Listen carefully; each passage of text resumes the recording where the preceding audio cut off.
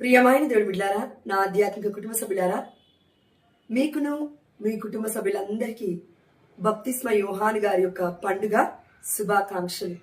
ఇప్పుడే కాదండి, గత 6వ శతాబ్దం నుండి మనము బప్తిస్మ యోహాను గారి యొక్క పుట్టుకను ఒక పండుగగా కొనియాడుతున్నాము.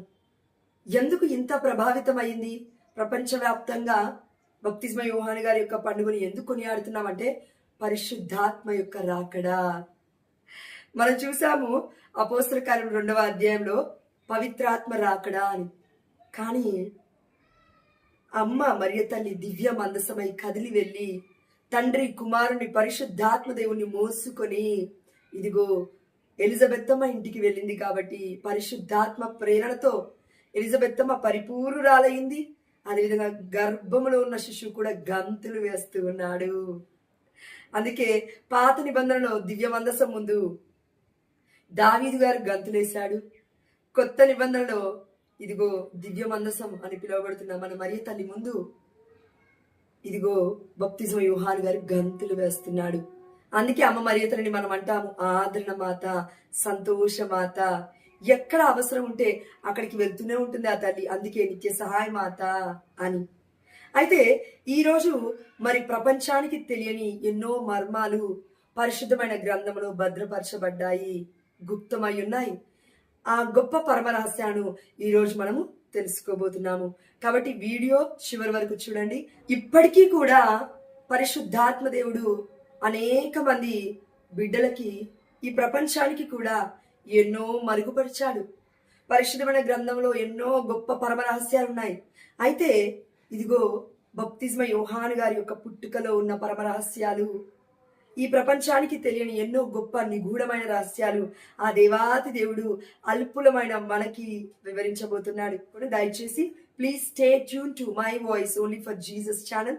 My voice only for Jesus ఛానల్ని ఇప్పటివరకు సబ్స్క్రైబ్ చేయని వాళ్ళు దయచేసి సబ్స్క్రైబ్ చేయండి. సబ్స్క్రైబ్ చేసిన వాళ్ళు ఈ యొక్క వీడియోని అనేకులకు పంపించండి, కామెంట్ చేయండి, లైక్ చేయండి. అదేవిధంగా నన్ను దీవించండి. దేవుడు మిమ్మల్ని దీవించునుగాక. ఆదికాండం 12:2 ప్రకారం. ఆమేన్. హల్లెలూయా.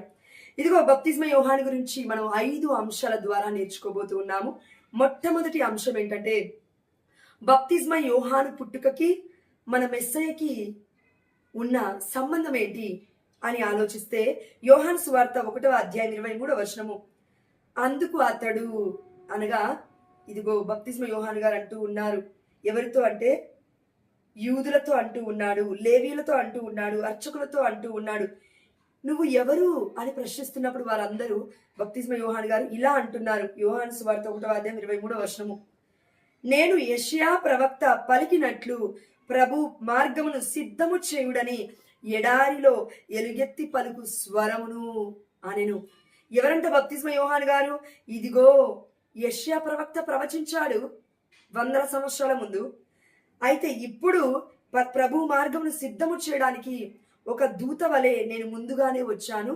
అయితే నాకున్న పేరేంటంటే ఎలుగెత్తి స్వరమును నేనే, I am the voice of God అని అంటూ ఉన్నాడు. ప్రియమైన దేవుడి బిడ్డలారా, అదే విధంగా ఇది మొట్టమొదటి అంశం. అవునా? ఎస్. బప్తిస్మ యోహాను గారు ఎవరు అంటే he is a voice of God. దేవుడి స్వరమై ఉన్నాడు. దేవుడి యొక్క మార్గమును ముందుగానే సిద్ధపరచడానికి వచ్చిన దూత అయి ఉన్నాడు అనే విషయం గుర్తుపెట్టుకోవాలి. రెండవదిగా యేసు ప్రభు శరీర రక్తాలకి బప్తిస్మ యోహాను గారి యొక్క పుట్టుకకి ఏమైనా సంబంధం ఉందా అని ఆలోచిస్తే, ఎందుకంటే మనము మొన్నటి రోజుననే యేసు ప్రభు వారి యొక్క రక్త శరీరాల పండుగని కొనియాడి ఉన్నాం. దివ్యమైన పండుగ. దేవుడి యొక్క రక్తం లేకపోతే రక్షణ లేదు. అయితే ఈ రక్షణ ప్రణాళికకి అదేవిధంగా బప్తిస్మ యోహాను గారికి ఏదైనా సంబంధం ఉందా అని చూస్తే ప్రపంచం మొత్తం విచ్చిరపోయే అంశం అండి ఈ రెండవ అంశం. అదేంటంటే మొట్టమొదటిగా యేసు ప్రభువు వారికి సాక్ష్యం ఇచ్చింది ఎవరు అంటే ఇదిగో బప్తిస్మ యోహాను గారే. ఎలా? చూడండి, యోహాను సువార్త 1వ అధ్యాయము 29 నుండి 30వ వచనం చూడండి. దేవుని గొర్రె పిల్ల. ఇక్కడ అంశము ఏమంటున్నారు చూడండి బప్తిస్మ యోహాను గారు. మరునాడు యేసు తన యుద్ధకు వచ్చుట చూచి యోహాను ఇలా అంటున్నాడు, ఇదిగో లోక పాపములను పరిహరించు దేవుని గొర్రె పిల్ల. నా తరువాత ఒక మనుష్యుడు రానున్నాడు, ఆయన నాకంటే శ్రేష్ఠుడు, ఏలైనా ఆయన నేను జన్మింపక పూర్వము నుండియే ఉన్నాడు. ఇక్కడ చాలా గుప్తమైన విషయాలు ఉన్నాయండి, కానీ సింపుల్ గా మనం అర్థం చేసుకోవాలంటే, ఇదిగో లోక పాపమును పరిహరించు దేవుని గొర్రె పిల్ల అని కొత్త నిబంధన మొట్టమొదటిగా మొదలు పెట్టగానే ఆ దేవాతి దేవుడు పరిశుద్ధాత్మ ప్రభావాన్ని ఇదిగో బప్తిస్మ యోహాను గారికి దయచేయడం ద్వారా సాక్ష్యం ఇస్తున్నాడు. ఇదిగో దేవుడి గొర్రె పిల్ల యేసు అని. అప్పటి వరకు ఎవరికి చెప్పలేదు, నూతన నిబంధన ఎవరు ప్రకటించలేదు అప్పటికి. కాబట్టి అండి, మనం అందరం కూడా చాలా ధన్యులం. ఎందుకంటే ఈ విషయాలని తెలుసుకోవాలన్నా వినాలన్నా మనకి స్వస్థత జరుగుతుంది ఈ సమయంలో. కాబట్టి ప్రియమైన దేవుడి బిడ్డలారా, మనం చూసాము దివ్యమైన గొర్రె పిల్ల విందుకు ఆహ్వానింపబడిన వారు ధన్యులు. Holy Eucharist is the source and summit of all the Christians. అంటే ఒక క్రిస్టియన్, ఒక క్రైస్తవుడికి దేవుడి యొక్క శరీర రక్తాలను భుజించి పానము చేయడమే ఒక గొప్ప మూలము, క్రైస్తవుడు బ్రతకడానికి అర్థము. ఇది లేకుండా మనకి మూలాలు లేవు, క్రైస్తవం అనేది లేదు. అయితే ఈ గొర్రెపిల్ల విందుకి, వివాహానికి పిలువబడిన మనమందరము ధన్యులమే. కానీ ఆ గొర్రెపిల్ల ఇదిగో నిష్కలంకమైనది, ఈ గొర్రెపిల్ల దేవుడి గొర్రెపిల్ల అని ప్రకటించింది బప్తిస్మ యోహాను గారే మొట్టమొదటిగా. కాబట్టి ఈ బప్తిస్మ యోహాను గారికి ఉన్న ధన్యత్వం ఏంటంటే, ఆ దేవాతి దేవుడే పరిశుద్ధాత్మ ద్వారా ప్రకటించాడు. అదేవిధంగా ఒక మనుషుడు, ఒక వ్యక్తి ద్వారా సాక్ష్యం ఇస్తూ ఉన్నాడు, ఇదిగో దేవుడి గొర్రెపిల్ల. మనం పరలోక రాజ్యంలో ఆరాధన చూసాము, దివ్యమైన బలి పూజ. కాబట్టి there is no adoration, there is no worship without Christ. కదండి, దేవుడు లేకుండా దేవుణ్ణి ఆరాధించడం ఎలా జరుగుతుంది? జరగదు. కాబట్టి మన కన్నతల్లి కథోలిక శ్రీ సభలో దేవుడే అక్కడ పరిశుద్ధాత్మను ఇన్వోక్ చేయడం ద్వారా ఒక గురువు, ఒక యాజకుడు ఆ దేవాది దేవుని తండ్రిని అడుగుతూ ఉన్నారు, తండ్రి పంపిస్తూ ఉన్నాడు. ఆ సమయంలో యేసుప్రభువు వారు ఇంటర్సీడ్, విజ్ఞాపన ప్రార్థన చేస్తున్నారు. ఆ సమయంలో పరిశుద్ధాత్మ ప్రభావం వలన ఇదిగో యేసుప్రభువు వారి యొక్క రక్త శరీరాలుగా సాధారణమైన రొట్టె ద్రాక్షరసం మారిపోతూ ఉన్నాయి. ఇది ఎలా సాధ్యపడింది? అద్భుతమైన విషయము. క్రీస్తు ఆరాధన అక్కడ జరుగుతుంది, దివ్యమైన గొర్రెపిల్ల విందు అక్కడ జరుగుతుంది. ప్రియమైన దేవుడి బిడ్డలారా, మరి క్రీస్తు ఆరాధనకి, దివ్యమైన గొర్రెపిల్ల విందుకు పిలువబడిన మనం అందరం కూడా ధన్యులమైతే, ఆ యొక్క క్రీస్తుని, కల్వరినాథుని తన యొక్క గర్భములో మోసుకు వెళ్తున్న అమ్మ ఇంకెంత పరిశుద్ధురాలై ఉండాలి. బప్తిస్మా యోహాను గారు పొందుకున్న గొప్ప ధన్యత్వం ఏంటంటే, మనమందరము దివ్యమైన గొర్రెపిల్ల విందుకు పిలువబడిన వారం ధన్యులమే. కానీ ఆ దివ్యమైన గొర్రెపిల్ల గురించి ముందుగా మాట్లాడింది ఈ గొప్ప దేవుడి దూతయే అనే విషయాన్ని మనం అర్థం చేసుకోవాలి. ప్రియమైన దేవుడి బిడ్డలారా, ఈ దూతకున్న గొప్ప ధన్యత్వం ఏంటంటే, ఈ ప్రపంచం మొత్తం యేసుప్రభువు వారు చనిపోయేటప్పుడు ఇదిగో స్లీవ మీద వధించబడుతూ ఉన్నప్పుడు చూశారు. దాని తర్వాత ఆ దేవాది దేవుడు యేసుప్రభువు వారే, ఇది నా శరీరము, ఇది నా రక్తము, మీరు పానము చేయండి, భుజించండి అన్నప్పుడు జ్ఞాపకార్థంగా చేస్తున్నాం. కానీ బప్తిస్మ యోహాను గారు ఇది ముందుగానే గుర్తుపట్టాడు. పరిశుద్ధాత్మ దేవుడి యొక్క ప్రభావము ద్వారా ఇదిగో ఒక ప్రవక్తగా ప్రకటించాడు. అదేంటంటే, ఇదిగో ఇతను ఎవరో కాదు, దేవుని గొర్రెపిల్ల అని. కాబట్టి వివాహానికి పిలువబడిన మనమందరము ధన్యులమైతే, దేవుని గొర్రెపిల్ల విందుకు పిలుస్తున్న ఇతనే దేవుని గొర్రెపిల్ల అని చెప్తున్న బప్తిస్మ యోహాను గారు ఇంకా ఎంత ధన్యుడండి. కాబట్టి ఇది రెండవ అంశము.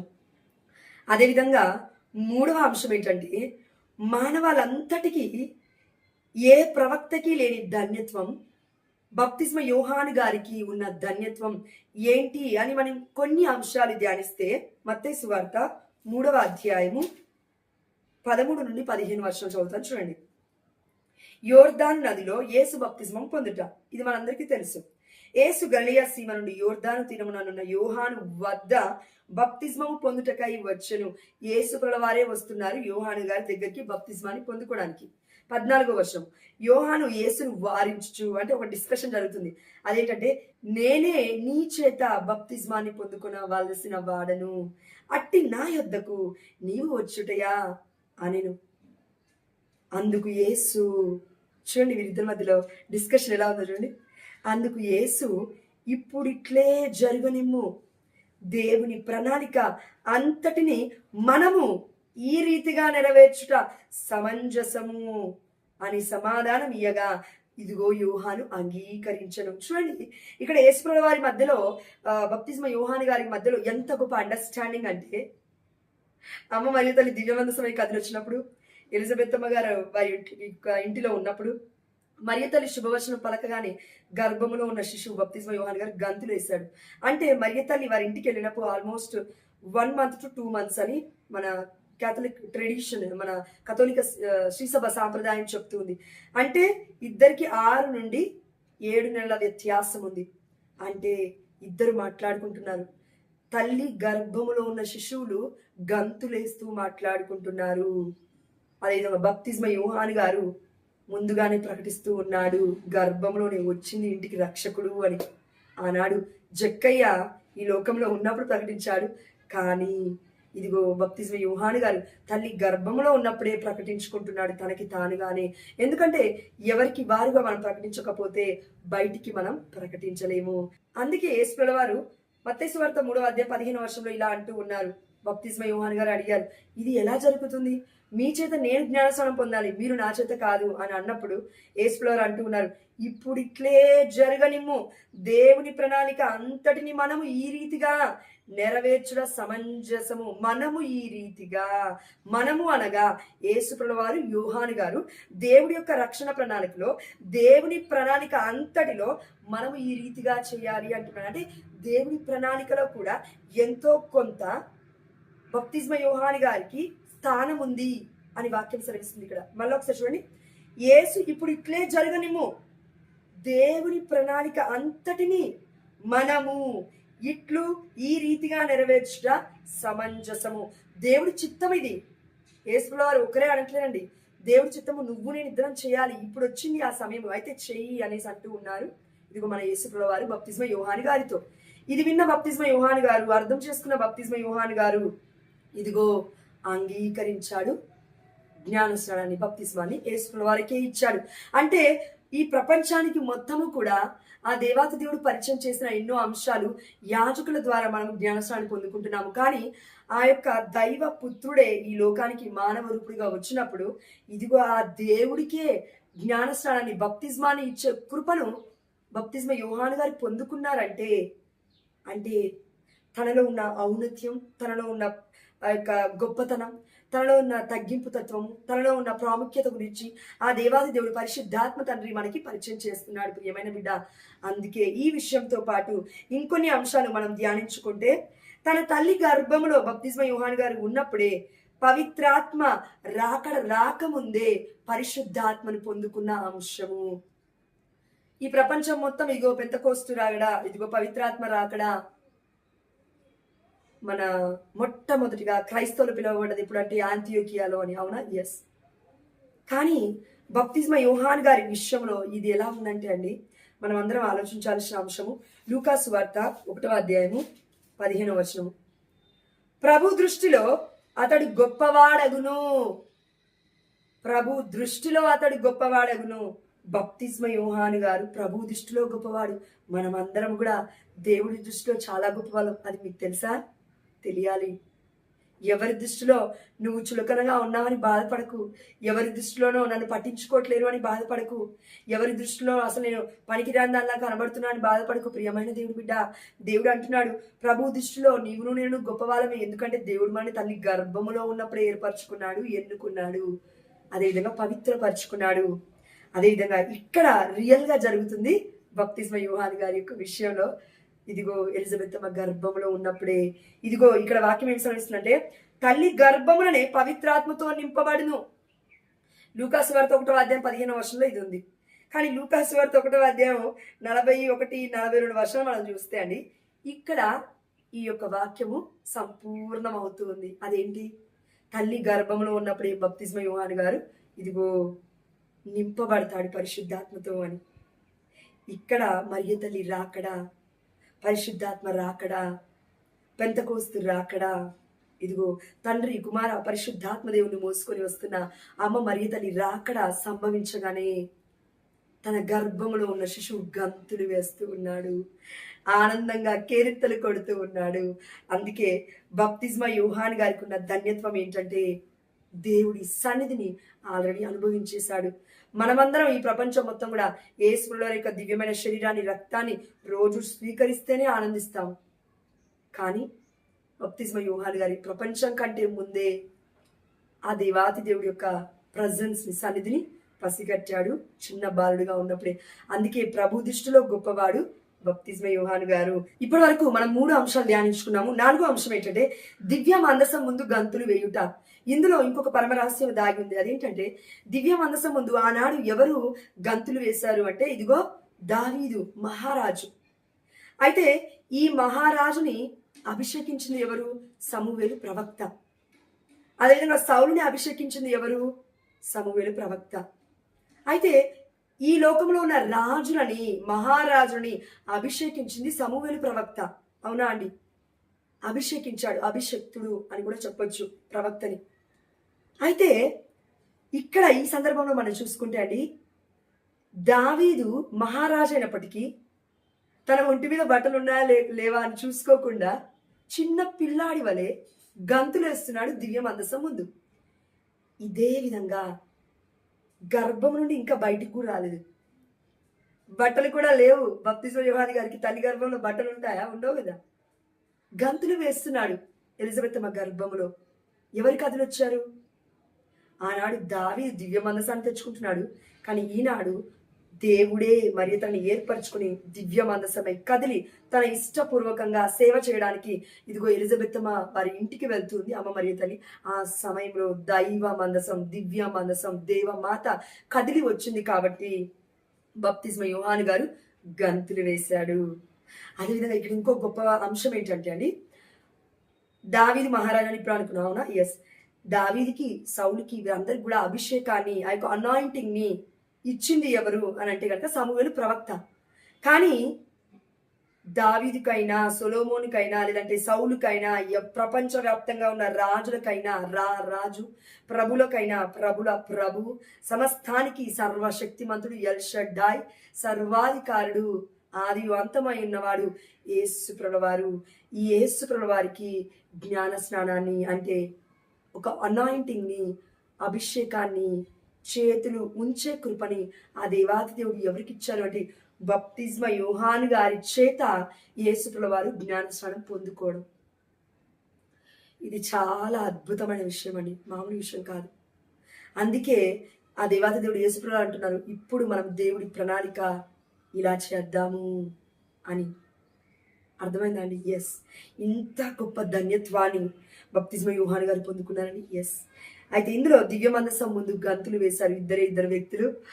ఒకటి దావీదు గారు పాత నిబంధనలో, కానీ కొత్త నిబంధనలో ఇది ఇంకా ట్రమండస్ అండి, ఇది ఇంకా వండర్ఫుల్, ఇది ఇంకా అమేజింగ్ థింగ్ అనమాట. అసలు మాట్లాడుకోవడానికి కూడా మనకి మాటలు లేవు, వివరించడానికి కూడా మాటలు రావట్లేవు. అంత గొప్ప అద్భుతం ఎక్కడైనా జరిగింది అంటే ఇదిగో బప్తిస్మా యోహాను గారి తల్లి గర్భములో ఉన్నప్పుడే దేవుడి సన్నిధిని అనుభవించి గంతులు వేయడం అనేది చాలా అద్భుతమైన విషయం, అమోఘమైనది. ఈ మానవ ఆలోచనకి అందనిది, మన అజ్ఞానానికి ఈ జ్ఞానం అందదండి, అది మనం గుర్తుపెట్టుకోవాలి. కానీ ఆ దేవాది దేవుడి ఇచ్చిన జ్ఞానాన్ని బట్టి దేవుడికి సమస్త ఘనత మహిమ చెల్లిస్తూ 5వ అంశం ఏంటంటే అసలు బప్తిస్మా యోహాను గారు ఎవరు? ఇది మనం తెలుసుకోవాలి. ఇన్ని గొప్ప విషయాలు జరుగుతున్నాయి బప్తిస్మా యోహానులో. అయితే బప్తిస్మా యోహాను ఎవరు అని చూస్తే ఇదిగో బప్తిస్మా యోహాను గారు ఒక యాజకుడు. ఇది మనం గుర్తుపెట్టుకోవాలి. చూద్దాం వాక్యాలు కూడా ఎక్కడుంది అని. లూకాసు వార్త 1వ అధ్యాయము 1 నుండి 5 వచనాలు మనం చదువుకుంటే అండి ఇక్కడ మనకి అర్థమవుతున్నది ఏంటంటే ఇదిగో ఈ జకర్యా ఒక యాజకుడని, అదేవిధంగా ఎలిజబెత్ అమ్మ అహరోను వంశీయురాలని, వీరిద్దరు కడువృద్ధులు అయినప్పటికీ నీతిమంతమైన జీవితాన్ని జీవిస్తున్నారు. కాబట్టి దేవుడి దృష్టిలో వారు జీవించిన నీతిమంతమైన జీవితానికి ఇదిగో యోహానునే గొప్ప కుమారుడిగా ఇస్తున్నారు. ఎలా చెప్పొచ్చు అని అంటే, ఇదిగో ఆ దేవాతి దేవుడు అంటున్నాడు, ఇదిగో నీవు నీ కుమారుడికి యోహాను అని పేరు పెట్టుము అని. ఎక్కడ? లూకా సువార్త 1:13. అప్పుడు దేవదూత అతనితో జకర్యాతో, భయపడకము, నీ ప్రార్థన ఆలకింపబడినది, నీ భార్య ఎలిజబెత్తమ్మ ఒక కుమారుని కనును, అతనికి యోహాను అని పేరు పెట్టుము. యేసయ్య కోసం చెప్పాడు ఆ దేవాతి దేవుడు. దూతను పంపించాడు మరియ తల్లి దగ్గరికి. అదేవిధంగా కలలో దర్శనం ఇచ్చి మన నీతిమంతుడైన యోసేపు గారికి చెప్పారు, ఇదిగో యేసు అని పేరు పెట్టాలి అని. కానీ అంతకన్నా ముందు ఈ దేవుడికి ఒక దూతలాగా పనిచేస్తూ ఉన్న బప్తిస్మ యోహాను గారికి కూడా ఒక పేరు పెట్టాలి. అదేంటంటే యోహాను అని మాత్రమే. ఈ యోహాను మామూలుగా అండి మన Greek and Hebrew and Latin ఆ యొక్క భాషల నుండి మన యొక్క పరిశుద్ధమైన గ్రంథము అనువదించబడింది. కాబట్టి ఆ యొక్క భాషలలో ఉన్న పేర్లకి అర్థాలు ఏంటంటే యోహాను, యెహోషువ, యాహ్వే, యేసయ్య, హోషేయ, వీటన్నిటికీ అర్థాలు రక్షకుడు అని వస్తుందంట అండి. అంటే లైక్ అభిషక్తుడు అని కూడా వస్తుందంట. అందుకే దేవాతి దేవుడే యోహాను అనే పేరుని పెట్టమన్నాడు. ఇదిగో బప్తిస్మ యోహాను గారికి పుట్టక ముందే తల్లికి తండ్రికి చెప్పాడు. కాబట్టి ఇందులో ఈ బప్తిస్మ యోహాను గారి గురించి మనం తెలుసుకునేటప్పుడు ఈయన ఎవరు అంటే ఒక గొప్ప యాజకుడు అని అంటున్నాము. అదేంటి యాజకుడు అని ఎక్కడా లేదు కదా అంటే, ఒకటండి కొత్త నిబంధనలో యాజకుడికి పెళ్లి అవ్వదు, అవునా? యేసుప్రభుల వారు మన ప్రధాన యాజకుడు. మరి బప్తిస్మ యోహాను గారికి పెళ్లి అయిందా? కాలేదు. అదేవిధంగా మత్తయి సువార్త 3:11 ఒకసారి చూడండి. మత్తయి సువార్త 3:11. హృదయ పరివర్తన నిమిత్తము నేను మీకు నీటితో బప్తిస్మము ఇచ్చుచున్నాను. హృదయ పరివర్తనము చూడండి, అంటే మార్పు చెందడం కోసం. అదేవిధంగా మత్తయి సువార్త 3:6 చూడండి. వారు తమ తమ పాపములను ఒప్పుకొనుచు యోహానుచే యోర్దాను నదిలో బప్తిస్మము పొందుచుండిరి. ఇది చాలా వండర్ఫుల్ మిరాక్యులస్ వర్డ్ అండి. చాలా అద్భుతమైన వాక్యం. ఎందుకంటే యోహాను సువార్త 20:23 యేసుప్రభుల వారు రిజరక్షన్ ఆ యొక్క పునరుత్థానుడు అయిన తర్వాత శిష్యులకు వచ్చి చెప్తూ ఉన్నాడు, ఇదిగో మీరు పవిత్రాత్మను పొందండి అని ఊదుతున్నాడు. ఊది అంటున్నాడు యోహాను సువార్త 20:23 మీరు ఎవరి పాపములైతే క్షమిస్తారో వారి పాపములు క్షమింపబడతాయి, ఎవరి పాపములైతే క్షమింపబడో అవి క్షమింపబడవు అని. అంటే దానికంటే ముందే ఇది జరుగుతూ ఉంది. యేసుప్రభువు అప్పటికి ఇంకా ప్రీచింగ్లోకి అంటే పబ్లిక్ మినిస్ట్రీలోకి రాలేదు, ఇంకా వాక్య పరిచర్య మొదలు పెట్టలేదు. అంటే పబ్లిక్ మినిస్ట్రీ అండి, పబ్లిక్గా. కానీ బప్తిస్మ యోహాను గారి ఒక బాధ్యతను తీసుకున్నారు ఇక్కడ. అదేంటంటే ఇదిగో అక్కడ ఉన్న ప్రజలందరూ కూడా యోహాను గారు ఎడారిలో ఎలుగెత్తి స్వరంలోని ప్రకటిస్తూ ఉంటే, పాప క్షమాపణ కలిగి జీవించండి, హృదయ పరివర్తన కలిగి జీవించండి అని చెప్తూ ఉంటే, ఇదిగో వస్తూ ఉన్నారు ఆ యొక్క బప్తిస్మ యోహాను గారి దగ్గరికి. వచ్చి నీటిలో మునిగి వెళ్ళిపోవట్లేదండి, అలా లేదు అక్కడ సందర్భం. ఎలా ఉంది? వారు అంటే ఎవరైతే వస్తూ ఉన్నారో తమ తమ పాపములను ఒప్పుకొనుచు, కన్ఫెషన్ జరుగుతుంది ఇక్కడ, పాప సంకీర్తన జరుగుతుంది ఇక్కడ. ఒప్పుకొనుచు యోహానుచే యోర్దాను నదిలో బప్తిస్మము పొందుచుండిరి. ఇక్కడ ఈ వాక్యము యేసుప్రభుల వారి పట్ల నెరవేరలేదు. అక్కడ యేసుప్రభుల వారు వచ్చి జ్ఞానస్నానం తీసుకున్నారు బప్తిస్మ యోహాను గారి చేతిలో, అంతేగాని పాపాన్ని ఒప్పుకుంటున్నాడు యేసుప్రభుల వారు అని లేదు. ప్రార్థన చేస్తున్నప్పుడు పరిశుద్ధాత్మ దేవుడు పావుర రూపంలో దిగి వచ్చాడు అని ఉంది. పరలోక రాజ్యం తెరవబడి దివ్యవాణి స్వరాన్ని మేము విన్నాము అని ఉంది కదండి. ఎస్, అందుకే ఈ లోకంలో ఉన్న ప్రతి వ్యక్తికి కూడా ఇదిగో ఈ ప్రపంచానికి కూడా అర్థమయ్యే విధంగా పరిశుద్ధాత్మ దేవుడు ఏం చెప్తున్నా అంటే, మొట్టమొదటి యాజకుడు, పెళ్లి కాని యాజకుడు ఎవరైనా ఉన్నారు, పాప క్షమాపణ ఇచ్చారు అంటే ఆ దేవాతి దేవుడు ఇచ్చిన కృప చొప్పున మొట్టమొదటిగా మన బప్తిస్మ యోహాను గారే. ఎందుకంటే వారు ఎప్పుడైతే పాపాన్ని ఒప్పుకొంచున్నారో అప్పుడు యోర్దాను నదిలో జ్ఞానస్నానాన్ని బప్తిస్మాని ఇస్తూ ఉన్నాడు మన బప్తిస్మ యోహాను గారు. అందుకే యాజకుడు అని పరిశుద్ధాత్మ దేవుడు చెప్తున్నాడు. అదేవిధంగా అండి బప్తిస్మ యోహాను గారిలో దాగి ఉన్న ఇంకో పరమరహస్యం ఏంటంటే, ఈ యోహాను గారు లేవి వంశస్థుడు, అంటే యాజక బృందానికి సంబంధించిన వారు, ఆ యొక్క అహరోను వంశీయులు అనమాట. అందుకే యేసుప్రభుల వారు యూదుడైనప్పటికీ వచ్చి బప్తిస్మ యోహాను గారి చేత జ్ఞానస్నానం పొందుకుంటూ ఉన్నాడు. యేసుప్రభుని మనము యూదా గోత్రము నుండి వచ్చిన సింహం అంటాము. అయితే ఈ యూదా గోత్రంలో ఉన్న యేసుప్రభుల వారు యాజకుడు కాదు, అంటే యాజక వంశానికి చెందినవాడు కాదు యేసుప్రభువారు. అవునా? ఎస్. కానీ మెల్కీసెదెకు క్రమములో యేసుప్రభువారు ఒక యాజకుడు అని మనం పాత నిబంధనలో ఆదికాండం 14వ అధ్యాయం అనుకుంటాండి 2వ వర్షంలో చూసాము. అవునా? ఎస్, అబ్రహాము కాలంలో. అయితే బప్తిస్మ యోహాను గారే యేసుప్రభువు వారికి జ్ఞానస్నానం ఎందుకు ఇచ్చాడు, ఆ దేవాతి దేవుడు ఎందుకు ఎన్నుకున్నాడు అంటే, దావీదు మహారాజుని సౌలుని రాజుగా, ఇజ్రాయెల్ ప్రజలందరికీ రాజుగా ఆనాడు సమూవేలు ప్రవక్త వారిని అభిషేకించున్నారు. కానీ ఈ ప్రపంచానికే రారాజైన యేసుప్రభువు వారు యూదా గోత్రపు సింహము, మన తండ్రి యేసుప్రభువు వారు ఈ సింహానికి, ఈ యొక్క యూదా గోత్రపు యాజకుడికి ఇదిగో అభిషేకం ఇస్తూ ఉన్నాడు, జ్ఞానస్నానం ఇస్తూ ఉన్నాడు మన బప్తిస్మ యోహాను గారు. ఎందుకు అంటే, ఇదిగో ఈ యాజకుడు లేవి వంశీయుడు బప్తిస్మ యోహాను గారు. కానీ దేవుడి కృప వలన పెళ్లి కాని ఈ యొక్క యాజకుడైన లేవి వంశస్థుడైన అహరోను వంశీయుడైన బప్తిస్మ యోహాను గారి చేతిలో ఆ దేవాది దేవుడు యేసుప్రభువు వారి జ్ఞానస్నానం పొందుకోవాలని దేవుడి యొక్క ప్రయాస, దేవుడి యొక్క అభిష్టం, దేవుడి యొక్క ప్రణాళిక. అందుకే దేవుడి ప్రణాళిక ఇప్పుడు మనం ఇలా ఓనర్చుదువుగాక అనేసి అనగానే బప్తిస్మ యోహాను గారు అంగీకరిస్తూ ఉన్నారు. కాబట్టి యూదుడైన యేసుప్రభువు వారు, లేవీయుడైన ఇదిగో యాజక వంశమైన బప్తిస్మ యోహాను గారి నుంచి జ్ఞానస్నానం పొందుకున్నాడు. అందుకే యేసుప్రభువు వారి దగ్గర నుంచి మనం ఏం చూస్తామంటే, యాజకులు లేవీయులు అని కాదండి, యేసుప్రభువు వారు కూడా యాజకుడే. యేసుప్రభువు వారే మెల్కీసెదెకు యాజక క్రమం నుండి వచ్చాడు అని మనం చూసినాం పరిశుద్ధమైన గ్రంథంలో ఎన్నో చోట్ల. అందుకే ప్రపంచంలో ఇప్పుడు లేవీలే కాదు, ఇంకా ఎవరైనా కూడా యాజకులు అవ్వచ్చు అని అర్థం. క్రీస్తు అనగా అభిషక్తుడు, ప్రియమైన దేవుడు బిడ్డలారా. అందుకే యేసుప్రభువు వారి తర్వాత ఇదిగో మనం చూస్తున్నాము, ఎవరైనా ఏ వంశానికి చెందిన వాళ్ళైనా, ఎవరైనా ఇంకా ఏ సాధారణ వ్యక్తి అయినా ఒక గురువు కావచ్చు, ఒక యాజకుడు అవ్వచ్చు అని అర్థం. కాబట్టి ఎంత గొప్ప ప్రణాళిక అండి దేవుడిది. అందులో ఇసుకమంతది మన యొక్క జ్ఞానం. ఇంత గొప్ప జ్ఞానమైన పలుకును ఆ దేవాతి దేవుడు పలికిస్తూ ఉన్నాడు. కాబట్టి ప్రియమైన దేవుడు బిడ్డలారా, అదేవిధంగా మనము ఈ యాజకుడు అంటే మొట్టమొదటి యాజకుడు, కొత్త నిబంధనకి పాత నిబంధనకి మధ్యలో ఏ బృందమైనా ఉంది యాజక బృందం అంటే మొట్టమొదటిగా బప్తిస్మ యోహాను గారి.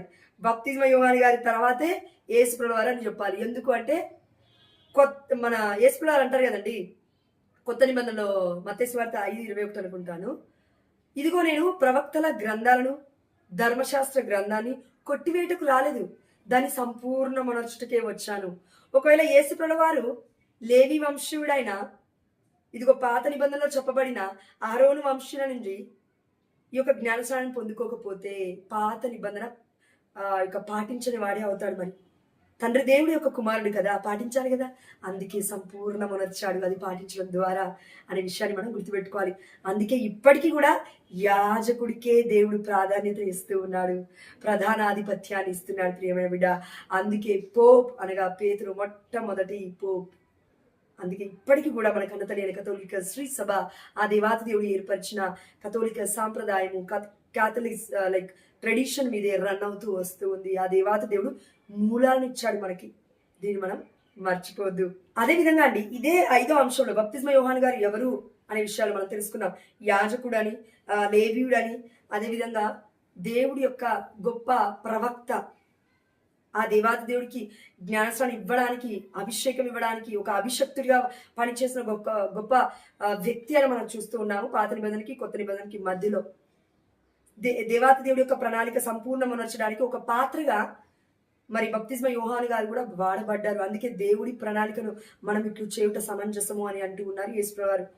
ఇదే సమయంలో ఇంకొంచెం డీప్ గా మనం వెళ్తే వాక్యంలోకి, బప్తిస్మ యోహాను గారిని యేసుప్రభువు వారితో పోల్చి చూశారు. ఎక్కడ? మత్తయి సువార్త 14వ అధ్యాయము 1వ వచనం నుండి చూడండి. ఆ కాలమున చతుర్దాంశాధిపతి యగు హేరోదు యేసుని గూర్చిన సమాచారమును విన్నాడు. విన్నప్పుడు ఏమంటున్నాడో చూడండి. యేసు వారి గురించి వింటూ ఉన్నాడు. అంటే అద్భుతాలు జరుగుతున్నాయంట, కుంటి వాళ్ళు నడుస్తూ ఉన్నారంట, గుడ్డి వాళ్ళు చూస్తూ ఉన్నారంట, దెయ్యం పట్టిన వారందరూ కూడా స్వస్థతలు అవుతున్నారంట, ఎంతో మంది ఆనందంగా ఉన్నారంట అనేసి మాట్లాడుకుంటుంటే విన్న ఈ యొక్క హేరోదు యేసుని గూర్చిన సమాచారం విన్నాడు. విన్న తర్వాత ఏమంటున్నాడో చూడండి. 2వ వచనం, మత్తయి వార్త 14వ అధ్యాయం 2వ వచనంలో, ఇతడు బప్తిస్మా యోహానే. ఎవరు? యేసు అని చూస్తా అంటూ ఉన్నాడు. ఇతడు బప్తిస్మా యోహానే, అతడే మృతులలో నుండి లేచి ఉన్నాడు, కావున అద్భుత శక్తులు ఇతని యందు కనిపించుచున్నవి అని తన కొలువు కాండ్రతో చెప్పెను. చూడండి, ఈ హేరోదు ఇతడు ఇదిగో చనిపోయిన బప్తిస్మా యోహానే. ఎందుకండి ఎవరండి చంపింది బప్తిస్మా యోహాన్ గారిని? శిరచ్ఛేదనం చేసింది ఎవరండి? హేరోదు. హేరోదియా అనే ఒక తనని మోహించి తన యొక్క కుమార్తె నాట్యం ఆడడం ద్వారా ప్రమాణం చేసి ఇదిగో యోహాను యొక్క ఛేదనము గావింపబడానికి కారణమయ్యాడు. కాబట్టి ఈ హేరోదే అంటూ ఉన్నాడు ఏమని అంటే, ఇతడు బప్తిస్మా యోహానేమో. యేసుప్రభువుని చూసి ఇతడు బప్తిస్మా యోహానే ఏమో అని కూడా కాదండి, వాక్యం కరెక్ట్గా ఉంది. ఇతడు బప్తిస్మా యోహానే. ఒక్క మాట దేవుడు ఏదైనా చెప్పాడంటే ఆ వ్యక్తిలో ఉన్న ఔన్నత్యము బయటపడడానికి, ఆ వ్యక్తిలో ఉన్న వ్యక్తిత్వము గొప్పతనము ఈ ప్రపంచానికి ప్రకటించడానికి ఆ దేవాతి దేవుడు పరిశుద్ధాత్మ ప్రేరణ ద్వారా ఈ యొక్క వాక్యాన్ని లిఖించాడు. ఇక్కడ ఇతడు బప్తిస్మా యోహానే. యేసుప్రభువు వారిని ఏమంటున్నా అంటే ఇతడు బప్తిస్మా యోహానే అని. ఇంత గొప్ప టైటిల్ మనకి ఎవరైనా ఇచ్చారా అండి? నీలో క్రీస్తు కనబడుతున్నాడు, నువ్వు క్రీస్తువేనేమో అని అన్నారు ఎవరైనా? అంటే నేను క్రీస్తు విరోధుల గురించి మాట్లాడట్లేండి. మామూలుగా క్రీస్తు ప్రేమ మనలో ఉంటే, క్రీస్తు పరిచర్య మనలో ఉంటే, ఆ క్రీస్తు ప్రభువారిని మనం కనబరిస్తే బిడ్డలు అంటారు, అమ్మో దేవుడే నీ రూపంలోకి వచ్చాడేమో, అమ్మ ఇలా వచ్చి సహాయం చేశాడేమో మాకు అనేసి అంటూ ఉంటారు. కాబట్టి ప్రియమైన దేవుడు బిడ్డలారా, ఇతడు బప్తిస్మా యోహానే. యేసు ప్రభువారినే బప్తిస్మా యోహాను గారు అంటున్నారంటే ఎంత హైలీగా, అంటే ఎంత గొప్పగా దేవుడి యొక్క పరిచయం చేశాడో, ఎంత ధైర్యముగా ఎలుగెత్తి స్వరాన్ని నేనే అని పలికాడో. దయచేసి ఒక్కసారి ఆత్మ పరిచయం చేసుకోండి ప్రియమైన దేవుడి బిడ్డలారా ఈ సమయంలో. అదేవిధంగా చివరిగా అండి మనము మరి బప్తిస్మా యోహాను గారి గురించి తెలుసుకున్న ముఖ్యమైన అంశాలు ఇప్పుడు చూద్దాము. అదేంటంటే ఇప్పుడు 5 అంశాలు మనం ధ్యానించుకున్నామండి, కానీ ఓవరాల్గా చివరిగా మాట్లాడుకుంటే ఆయన మొదటి క్రైస్తవుడు. ఎవరు? బప్తిస్మా యోహాను గారు. ఎందుకంటే క్రైస్తవులు అని పిలువబడింది అపోస్తుల కార్యంలో అంత్యోక్యాలో, అవునా? ఎస్. కానీ హృదయ పరివర్తనము చెందండి, క్రీస్తుని చూడండి, ఇదిగో యేసు వారు వస్తూ ఉన్నారు, ఇదిగో మీకు మార్గము సిద్ధం చేయడానికి నేను వచ్చాను అని ప్రకటిస్తూ ఉన్నాడు ఎడారి ప్రాంతంలో. కాబట్టి మొట్టమొదటి క్రైస్తవుడు, క్రీస్తుని ప్రకటించిన వాడు ఎవరు అంటే ఈ ప్రవక్త అయిన మన బప్తిస్మా యోహాను గారు దేవుడి యొక్క దూత అనే విషయాన్ని మనం గుర్తుపెట్టుకోవాలి. మొట్టమొదటి క్రైస్తవ సాక్షి, క్రీస్తుకి మొట్టమొదటి సాక్షి ఎవరు ఈ ప్రపంచంలో అంటే ఇదిగో బప్తిస్మా యోహాను గారు. ఇదిగో ఆ ప్రాంతం గుండా వెళ్తున్న యేసు ప్రభువుని చూసి అంటున్నాడు, ఇదిగో దేవుని గొర్రెపిల్ల. అంటే క్రీస్తుకి సాక్షిగా ఉన్నాడు అక్కడ మన యోహాను గారు. మొదటి క్రైస్తవ బోధకుడు, ప్రీచింగ్, హీఈస్ అ ప్రీచర్. అందుకే దివ్యమైన బలి పూజలో ఎప్పుడైతే హోమ్లీ టైం వస్తుందో, అంటే మన యాజకులు వచ్చి సువార్తను ప్రకటిస్తూ ఉంటారు, సువార్తని వాక్యము చదువుతూ ఉంటారు, ధూపం వేస్తూ ఉంటారు. అదే విధంగా బైబిల్ని పట్టుకొని వస్తూ ఉంటారు దివ్యమైన బలిపీఠం దగ్గర నుంచి ఒక మైక్ దగ్గరికి. అంటే క్రీస్తే అక్కడికి వచ్చి బోధిస్తున్నాడు సువార్తని అని అర్థం. అంటే మొట్టమొదటి బోధకుడు కూడా ఎవరంట? కొత్త నిబంధన మొత్తం మొట్టమొదటిగా మొదలు పెట్టగానే అంటే ఇదిగో మన బప్తిస్మా యోహాను గారే. ఎందుకంటే ఈ బోధకుడు, ఈ యొక్క బప్తిస్మా యోహాను గారు ఎవరి గురించి ప్రకటించారు? క్రీస్తు గురించి. మరి సువార్త అంటే ఏంటి? క్రీస్తు గురించి ప్రకటించడమే కదా, అదనమాట దానికి అర్థం. అదేవిధంగా మొట్టమొదటి ఒక క్రైస్తవ ప్రవక్తలు అంటే పాత నిబంధనలో మనం చూసాము, కానీ కొత్త నిబంధనలో ఎక్కడైనా ఆ టైటిల్ చూస్తే వెతికితే అంటే మనకి ఎవరు కనబడతారంటే మొట్టమొదటిగా క్రీస్తు కంటే ముందే వచ్చిన ఒక గొప్ప దూతగా, ఆ దేవుడి యొక్క స్వరముగా ఎవరు కనబడుతున్నారంటే ఇదిగో మన బప్తిస్మా యోహాను గారు. అదేవిధంగా చివరికి మొట్టమొదటి క్రైస్తవ అమర వీరుడు అని కూడా మనం అనొచ్చండి.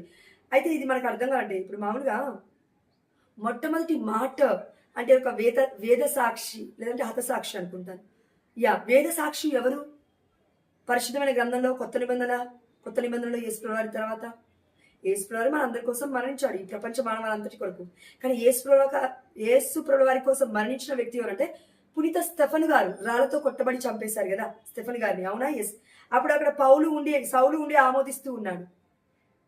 అంటే ఇక్కడ యేసుప్రభు వారు మరణించిన తర్వాత మొట్టమొదటి ఒక హతసాక్షి వేదసాక్షి ఎవరయ్యా అని కనతలైన కథోలిక శ్రీ సభని అడిగితే పునీత స్టెఫన్ గారు అని అంటుంది. కానీ ఇంకో గొప్ప విషయం మర్మమైంది. అదేంటంటే మరి యేసుప్రభు వారు చనిపోకముందే చనిపోయిన వ్యక్తి ఎవరు క్రీస్తు కోసం అని అంటే బప్తిస్మా యోహాను గారు. అందుకే మొట్టమొదటి దేవుడి కోసం మొట్టమొదటిగా క్రైస్తవ అమరవీరుడిగా మరణించిన వ్యక్తి ఎవరు అంటే మన బప్తిస్మా యోహాను గారే. మొట్టమొదటి అమరవీరుడు అండి, ఆ దేవాతి దేవుడి కోసం చనిపోయినవాడు. ఇప్పుడు యేసుప్రభుని మనం ఏమంటాం? అమరుడు అంటాం. అమరుడు అంటే చావు లేని గొప్ప వ్యక్తి, లేదంటే దేవుడు, ఇంకా మన దేవుడు. ఈ యొక్క అమరత్వానికి గొప్ప సాక్ష్యాన్ని పలికింది మన అమర వీరుడైన బప్తిస్మా యోహాను గారు. కాబట్టి ప్రియమైన దేవుడు బిడ్డలారా, ఇప్పటి వరకు మనం 5 అంశాలు ధ్యానించుకొని కొన్ని విషయాలను బప్తిస్మా యోహాను గారి గురించి తెలుసుకున్నాం. అదేవిధంగా కొన్ని క్యారెక్టరిస్టిక్స్, అంటే బప్తిస్మా యోహాను గారిలో ఉన్న గొప్ప వ్యక్తిత్వము, గుణగణాలు అంటే ఏంటంటే తగ్గింపు తత్వం. ఇది చాలా ముఖ్యమైనది. ఎక్కడుంది అని అంటే మత్తయి సువార్త 11వ అధ్యాయం 11వ వచనం చూడండి. ఇక్కడ యేసుప్రభు వారు ఏమంటున్నారో చూడండి. మానవులందరిలో బప్తిస్మా యోహాను కంటే అధికుడగు వాడు ఎవ్వడనూ పుట్టలేదని మీతో నిశ్చయముగా చెప్తున్నాను. యేసుప్రభు వారే చెప్తూ ఉన్నాడు ఈ సాక్ష్యాన్ని.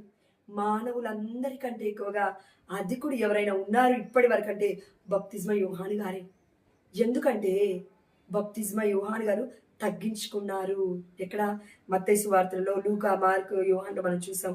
ఇదిగో ఇప్పుడు నేను మీకు హృదయ పరివర్తన నిమిత్తము నీటితో జ్ఞానస్నానం ఇస్తున్నాను, కానీ నా తర్వాత రానున్నవాడు నాకంటే అధికుడు, ఆయన పాదరక్షణ కూడా మోయుటకు నేను యోగ్యుడని కాదు, విప్పుటకు యోగ్యుడని కాదు. తను తానుగా తగ్గించుకున్నాడు. దేవుణ్ణి పరిచయం చేస్తున్న ప్రవక్త అయినప్పటికీ తను తానుగా తగ్గించుకున్నాడు. కాబట్టి దేవుడు తన బిడ్డని పక్కకు పెట్టకుండా ఇప్పుడు ఇక్కడ గణపరుస్తూ ఉన్నాడు. అదేంటంటే ఇదిగో మానవులందరికంటే అధికుడైన వాడు ఎవడూ పుట్టలేదు బప్తిస్మా యోహాను గారి కంటే మించి అని చెప్తూ ఉన్నారు దేవుడే యేసుప్రభు వారే. అదేవిధంగా మన ఇంకో గొప్ప వ్యక్తిత్వం ఏంటంటే ఆత్మ బలం. ఎందుకంటే పాత నిబంధన మొత్తం మనం చూసాము. ఏలియా చేసిన అద్భుతాలు, కర్మేలు కొండ పైన ప్రార్థిస్తూ ఉన్నప్పుడు అగ్ని మొత్తం దిగి వచ్చి దహించేసింది ఆ యొక్క దివ్యమైన బలిపీఠం మీద. ఆ సమయంలో అహాబు ఇంకా కపట ప్రవక్తలు మొత్తం కూడా భయపడిపోయారు. 400 కంటే ఎక్కువ మంది ప్రవక్తలు ఉన్నారు, కానీ ఒక్క ప్రవక్త ఏలియా. అంత ఆత్మ బలం ఉంది. అయితే కొత్త నిబంధనకు వచ్చేసరికి రానున్న ఏలియా ఇతడేనా అని ఎంతో మంది ప్రశ్నిస్తున్నప్పుడు యేసుప్రభు అవును అని అన్నప్పుడు ఏలియా అని చెప్పబడింది. ఎవరి గురించి అంటే ఈ ఏలియా. ఎవరు? బప్తిస్మా యోహాను గారు ఏలియా అని అనబడ్డాడు కొత్త నిబంధనలు. అయితే ఈ ఏలియాకి ఆత్మ బలం ఎంత ఉందంటే పాత నిబంధనలో ఉన్న ఏలియాకు ఉన్నంత బలం ఉంది అనే విషయాన్ని మనం గుర్తుపెట్టుకోవాలి.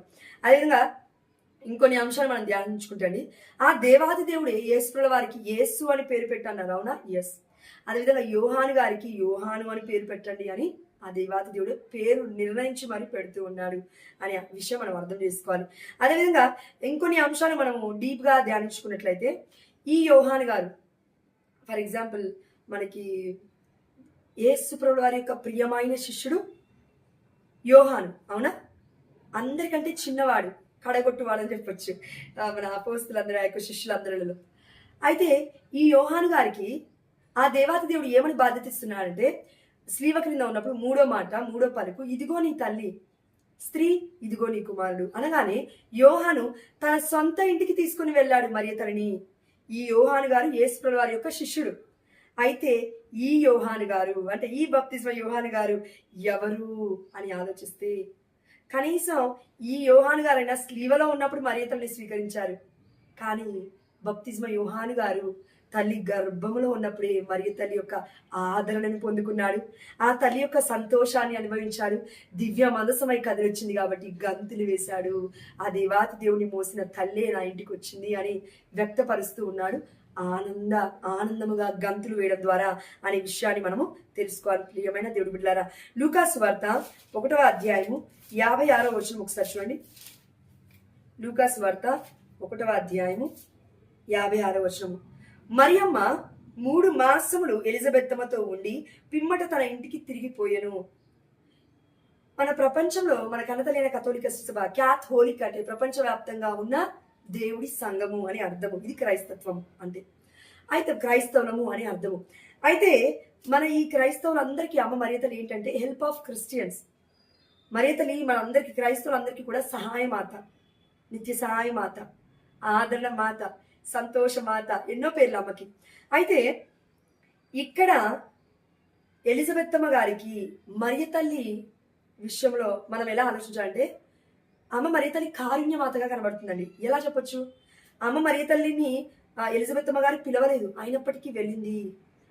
అమ్మ మరియ తల్లి అప్పటికి కన్సీవ్ అయ్యింది, అయినప్పటికీ 6 నెలల గర్భవతి అయిన ఇదిగో ఎలిజబెత్తమ్మ గారికి ఇంటికి వెళ్ళింది. 6 నెలల వ్యత్యాసమే కదండి మన బప్తిస్మ యోహాను గారికి, అదేవిధంగా యేసు వారికి ఒక ఏజ్ డిఫరెన్స్.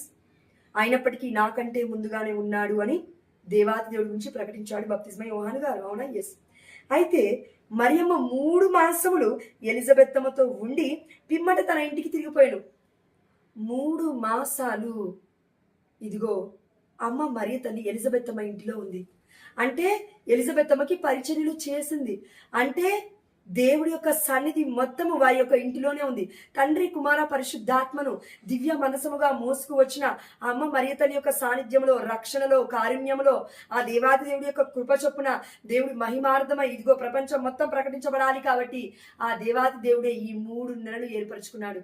అమ్మ మరియ తల్లి ఒక్క మాట మాట్లాడితే చాలని పరితపించే వాళ్ళం ఎంతో మంది ఈ ప్రపంచంలో ఆధ్యాత్మికమైన వ్యక్తులు కొంతమంది ఉండొచ్చు, ఎంతో మందిలో కొంతమంది.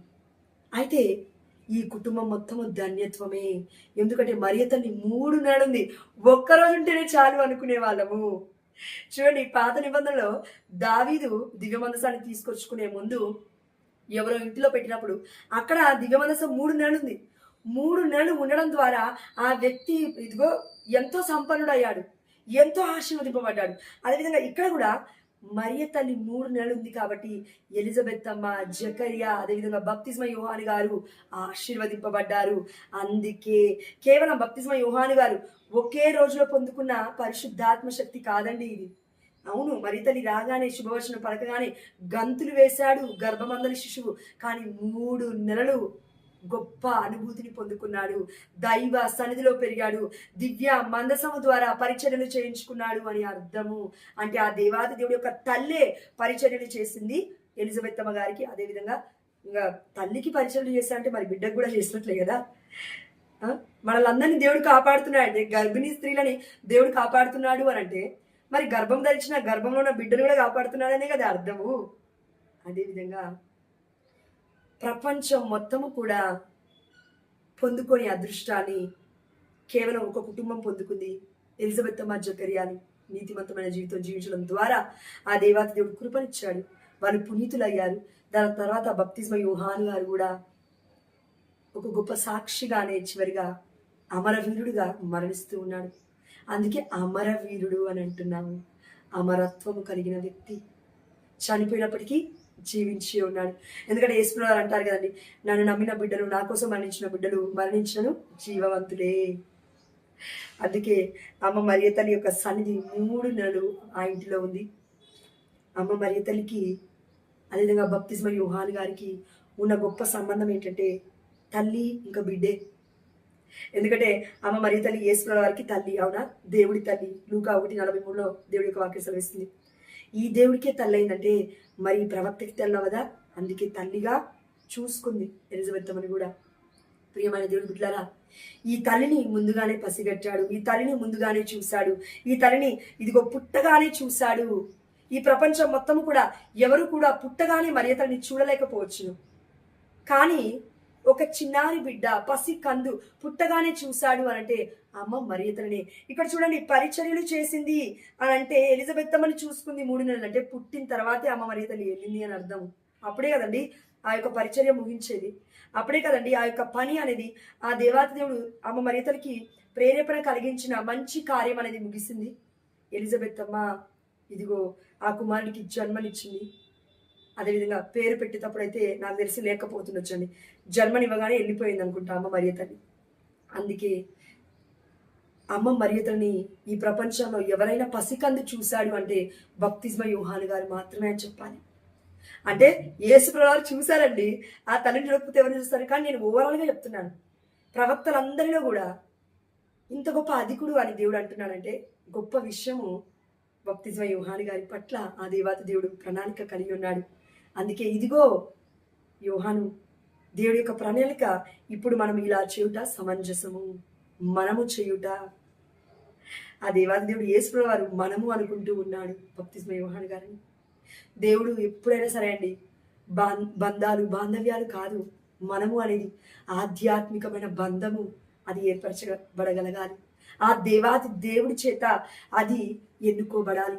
కాబట్టి ప్రియమైన దేవుడు బిడ్డలారా, ఇన్ని గొప్ప అంశాలు మనం విన్నాం, అవునా? ఎస్. అదేవిధంగా మన catechism of the Catholic church CCC paragraph 523 ఒకసారి మనం చూద్దాం రండి. ప్రభు మార్గాన్ని సిద్ధము చేయడానికి బప్తిస్మ యోహాను దేవుడు పంపాడు. చూడండి, దేవుడే పంపాడని చెప్తున్నాడు. అదేవిధంగా ప్రభు కన్నా కొద్దిగా ముందుగా వచ్చిన దూత యోహాను. అంటే దేవుడి సన్నిధిలో ఉన్నవాళ్ళు ఈ లోకానికి వస్తేనే దూత అంటాము. అందుకే యోహాను గారికి దేవుడిస్తున్న టైటిల్ దూత అని. మహోన్నతుని ప్రవక్తగా ప్రసిద్ధి పొందిన యోహాను ప్రవక్తలందరికీ మించినవాడు, వాళ్ళందరిలో చివరివాడు. అంటే పాత నిబంధనలు అందరూ ప్రవక్తలు చెప్పారు, ప్రవక్తలు బోధించారు, మెస్సయ్య రానున్నాడు అన్నారు కదండి. కానీ కొత్త నిబంధనకు వచ్చేసరికి ఈ యొక్క యేసు వారి గురించి ప్రకటించింది మొట్టమొదటిగా చివరివాడు. దాని తర్వాత మరణించాడు కదండి అమరవీరుడిగా మన బప్తిస్మ యోహాను గారు. అందుకే ఇదిగో వాళ్ళందరిలో చివరివాడు, సువార్తకు శ్రీకారం చుట్టాడు. అంటే సువార్త గురించి శ్రీకారం చుట్టాడు అంటే ఇప్పుడు మత్తయి, మార్క్, లూక్, జాన్ ఇవి సువార్త గ్రంథాలు, అవునా, పుస్తకాలు. అయితే వీటిలో దేని గురించి చెప్పబడుతుందంటే యేసుప్రభువు వారి గురించి చెప్పబడుతుంది. యేసుప్రభువు వారి యొక్క మార్గాన్ని సిద్ధం చేయడానికి వచ్చింది ఎవరు? బప్తిస్మ యోహాను గారు. అందుకే సువార్తకు శ్రీకారం చుట్టాడు. అతను తల్లి గర్భములో ఉండగానే క్రీస్తు రాకడకు ఆహ్వానం పలికాడు. పెళ్లి కుమారుని స్నేహితునిగా ఉండేందుకు గొప్పగా ఆనందించాడు. ఇదిగో దేవుని గొర్రెపిల్ల, అతడు లోక పాపములను పరిహరిస్తాడు అంటూ క్రీస్తును చూపెట్టాడు. మనం ధ్యానించుకున్నాం కదా అంశాలు. ఎస్, బైబిల్లో కూడా ఉన్నాయి. ఏలియాలో ఉన్న ఆత్మ బలముతో యేసుకు ముందుగా వెళుతూ ఆయన గురించి ప్రబోధిస్తూ సాక్షిగా నిలిచాడు. ఆమేన్, హల్లెలూయా. మన కన్నతల్లి అయిన కథోలిక శ్రీసభ చూడండి, CCC catechism of the Catholic church, మన కథోలిక శ్రీసభ సత్యోపదేశము బైబిల్లో ఉన్న నిగూఢమైన రహస్యాన్ని ఇక్కడ వ్యక్తపరుస్తూ ఉంది. అందుకే మనం సిసిసి కూడా చదవాలి, పారాగ్రాఫ్ కూడా తెలుసుకోవాలి. అప్పుడే మన యొక్క విశ్వాసం ఇంకా బలపడుతుంది. ఏలియా ఆత్మతో మనం అందరము నింపబడుదునుగాక. ఆమేన్, హల్లెలూయా. పరిశుద్ధాత్మ అనుగ్రహంతో మనము మన కుటుంబాలు దీవించబడునుగాక. ఆమేన్, హల్లెలూయా. ఫిలిప్పీయులకు రాసిన లేఖ 4వ అధ్యాయం 13వ వచనము, క్రీస్తు అనుగ్రహించు శక్తిచే నేను అన్నిటినీ చేయగలను. ఆమేన్, హల్లెలూయా. క్రీస్తు అనుగ్రహించు శక్తి పరిశుద్ధాత్మ శక్తి. ఈ శక్తిని మనం అందరం పొందుకున్న మనలో ఉన్నాడు, కానీ యాక్టివేట్గా లేడు. యాక్టివేట్ చేసుకోవాలంటే వాక్యం చదవండి, వాక్యము ధ్యానించండి. దివారాత్రములు దేవుడి యొక్క వాక్యాన్ని పఠించువాడు ధన్యుడు. ఈ ధన్యత్వాన్ని బప్తిస్మ యోహాను గారు పొందుకున్నారు. మనం కూడా పొందుకోవాలంటే ఆ దేవాది దేవుడు ఇప్పటి వరకు మనకి ఎన్నో గొప్ప మర్మాలను ఇదిగో వ్యక్తపరిచినాడు. మనం అందరం కూడా ధన్యులమే, విన్నవాళ్ళం అందరం. ఈ ధన్యత్వాన్ని మనం నిలుపుకోవాలంటే అనేకులకు ఈ యొక్క వాక్యాన్ని మీరు వివరించకపోయినా సరే దయచేసి ప్రకటించడానికి ఈ యొక్క వీడియోని వారికి పంపించండి. దేవుడి యొక్క పరిచర్యలో మీరును పాలిభాగస్తులు కండి. మరలా మరొక్క వీడియోతో మీ ముందుకు వస్తాను. ఆ దేవాది దేవుడు నాకు ఇంకొక రోజునిస్తే, కాబట్టి దయచేసి నా కోసం, నా కుటుంబం కోసం ప్రార్థించండి. పునీత బప్తిస్మ యోహాను గారా మా కొరకు ప్రార్థించండి. పునీత బప్తిస్మ యోహాను గారా మా కొరకు తండ్రి దేవుని ప్రార్థించండి. పునీత బప్తిస్మ యోహాను గారా మీ వలె మేమును పరిశుద్ధాత్మతో ఏలియా బలముతో నింపబడే విధంగా మా కోసం ప్రార్థించండి అయ్యా. ఆమేన్, హల్లెలూయా. పితా, పుత్ర, పవిత్రాత్మ నామమున ఆమేన్. Praise the lord. దేవుడికే సమస్త ఘనత, మహిమ, ప్రభావములు చెల్లునుగాక. ఆమేన్.